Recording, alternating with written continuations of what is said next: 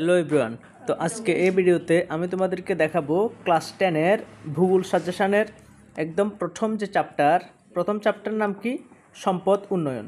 তো এই চ্যাপ্টার থেকে আমি তোমাদেরকে দেখাবো ইম্পর্ট্যান্ট কিছু 1 মান প্রশ্ন। দেখো, প্রথম যে চ্যাপ্টার সম্পদ এবং উন্নয়ন, এই চ্যাপ্টার থেকে আমি আজকের এই ভিডিওতে তোমাদেরকে টোটাল 15টা 1 মান বলবো, ঠিক আছে? তো তোমরা অবশ্যই যারা যারা পারো মিলে নিবা, আর অবশ্যই এই ভিডিও প্রত্যেকটি প্রশ্ন শিখে নিবা, ঠিক আছে? এগুলি খুব ইম্পর্ট্যান্ট। দেখো, প্রথমে পূজা বলো 1 নম্বর কোশ্চেন, সম্পদ সৃষ্টির প্রাথমিক উপাদান কোনটি? ঠিক আছে, সম্পদ সৃষ্টির প্রাথমিক উপাদান কোনটি? তো এটা সঠিক উত্তর হলো প্রকৃতি, ঠিক আছে? না, তোমরা করবে না, হ্যাঁ না পারলে আপনি কয়ো। ঠিক আছে, এবার ঠিক আছে। 2 নম্বর, সর্বাধিক গুরুত্বপূর্ণ নবীকরণযোগ্য প্রাকৃতিক সম্পদ কোনটি? আবার প্রশ্ন বলছি, সর্বাধিক গুরুত্বপূর্ণ নবীকরণযোগ্য প্রাকৃতিক সম্পদ কোনটি? সেটা হলো মৃত্তিকা। ভেরি গুড, 1 নম্বর। তারপরে 3 নম্বর কোশ্চেন, মৃত্তিকার জৈব উপাদান কোনটি? মৃত্তিকার জৈব উপাদান কোনটি? তো কও। হিউমাস, সঠিক উত্তর হলো হিউমাস। হ্যাঁ না পারলে তোমরা কইলে। 4 নম্বর কোশ্চেন, বিভিন্ন প্রকার মৃত্তিকার নাম লিখো। বিভিন্ন প্রকার মৃত্তিকা থাকে, কয়েকটার নাম কো। হ্যাঁ হ্যাঁ হ্যাঁ না পারলে কো। কৃষ্ণ মৃত্তিকা, লোহিত মৃত্তিকা, আচ্ছা ঠিক আছে, পলি মৃত্তিকা, কৃষ্ণ মৃত্তিকা, লোহিত মৃত্তিকা, পীত মৃত্তিকা, শুষ্ক মৃত্তিকা, অরণ্য মৃত্তিকা, এগুলি কেমন? তারপরে রাইট, হ্যাঁ। তারপরে কোশ্চেন 5 নম্বর, সর্বাপেক্ষা বিস্তৃত, এটা হলো বিস্তৃত, হ্যাঁ বিস্তৃত, সর্বাপেক্ষা বিস্তৃত এবং গুরুত্বপূর্ণ মৃত্তিকা কোনটি?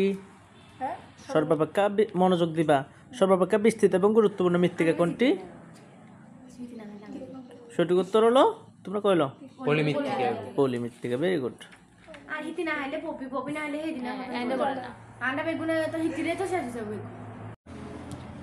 তো তারপরে কোশ্চেন দেখো 6 নম্বর, জলবিদ্যুৎ শক্তি কী ধরনের সম্পদ? জলবিদ্যুৎ শক্তি কী ধরনের সম্পদ? একদম তোমরা, হ্যাঁ প্রবহমান সম্পদ, ঠিক আছে? তোমরা বারবার প্রশ্নটা পড়বা, জলবিদ্যুৎ শক্তি কী ধরনের সম্পদ, জলবিদ্যুৎ শক্তি কী ধরনের সম্পদ, প্রবহমান সম্পদ, এমন যত বেশি পড়বা তত বেশি শিখা হবে। তারপরে পলিমৃত্তিকা কিসের মিশ্রণ? পলিমৃত্তিকা কিসের মিশ্রণ? তো পলিমৃত্তিকা কিসের মিশ্রণ? আনসার তুমি বলো, আনসার। হ্যাঁ ভেরি গুড, বালি, পলি এবং কাদামাটির, ঠিক আছে? তারপরে কোশ্চেন নাম্বার 8, পলিমাটিকে কয় ভাগে ভাগ করা যায় ও কি কি? পলিমাটিরে 2 ভাগে, ভাঙ্গর ও খাতর। Very good. তারপরের কোশ্চেন হলো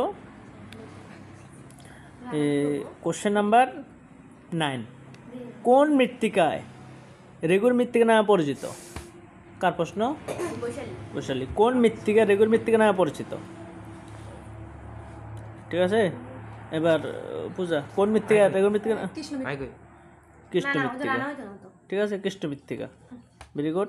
তারপর কোশ্চেন নাম্বার 10, কার্পাস বা তুলো উৎপাদনের জন্য কোন মৃত্তিকা আদর্শ? কৃষ্ণ মৃত্তিকা। ওই কবিনারে ক্ষেত্রে প্রশ্ন আসছিল, তাহলে সঠিক উত্তর হলো কৃষ্ণ মৃত্তিকা, ঠিক আছে?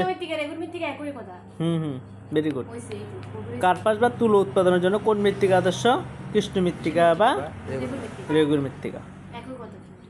তারপরে কোশ্চেন নাম্বার 11, ঠিক আছে? এবার আনসারগুলি তোমরা দেখতে পাবে না, কিন্তু আমার যে মেন সাজেশন PDF, ওইটাতে আনসার সহ সব রয়েছে, ওইটা কালেক্ট করলে অবশ্যই শিখতে পারবা।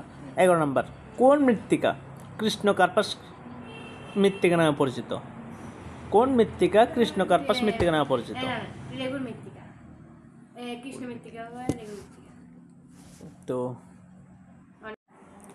তো দেখো আনসারটা আমি বলছি, কোন মৃত্তিকা কৃষ্ণ কার্পাস মৃত্তিকা নামে পরিচিত? সেটা হলো কৃষ্ণ মৃত্তিকা,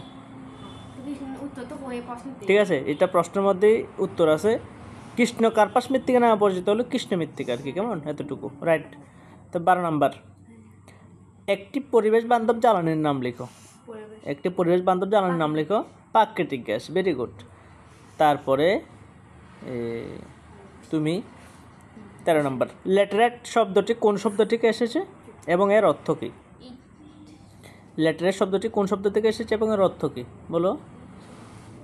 হ্যাঁ কও। ল্যাটিন শব্দ লেটার থেকে এসেছে, যার অর্থ হলো ইট। ভেরি গুড, রাইট ডাউন লিখতো না, ঠিক আছে। তাহলে সঠিক উত্তর কি? ল্যাটিন শব্দ থেকে এসেছে, অর্থাৎ এটা হলো ল্যাটার, এর অর্থ হলো ইট। কিছু তো না। তারপরে এই ইট করলে হতো না, পুরোটা করতে হবে কোন শব্দ থেকে, ল্যাটিন শব্দ ল্যাটার থেকে, ঠিক আছে। তারপর কোশ্চেন নাম্বার 14 তুমি, হ্যাঁ, এজেন্ডা 21 স্বীকৃতি পায় কোন শতাব্দীতে? এজেন্ডা 21 স্বীকৃতি পায় কোন শতাব্দীতে? তো তুমি কও, তুমি কও বিংশ শতাব্দীতে, সঠিক উত্তর, ঠিক আছে। এজেন্ডা 21 স্বীকৃতি পায় বিংশ শতাব্দীতে। তো আজকের ভিডিও লাস্ট কোশ্চেন দেখো, উৎপত্তি অনুসারে সম্পদ কত প্রকার ও কি কি? কি কি? জৈব সম্পদ, অজৈব সম্পদ। ভেরি গুড আনসার, ঠিক আছে। তো আজকের জন্য এতটুকু। যারা আনসার সহ সম্পূর্ণ পিডিএফটা একদম অনেক বড় মানে পুরো সব সাবজেক্টের পিডিএফ আনসার সহ ছোটো বড় সব সাবজেক্ট লাগবে, তুমি আমার সাথে এই নাম্বারে যোগাযোগ করবে 9612261677। ডেফিনেটলি আমি বলে দেবো কীভাবে কালেক্ট করতে হবে, ঠিক আছে। সো আজকের জন্য টাটা।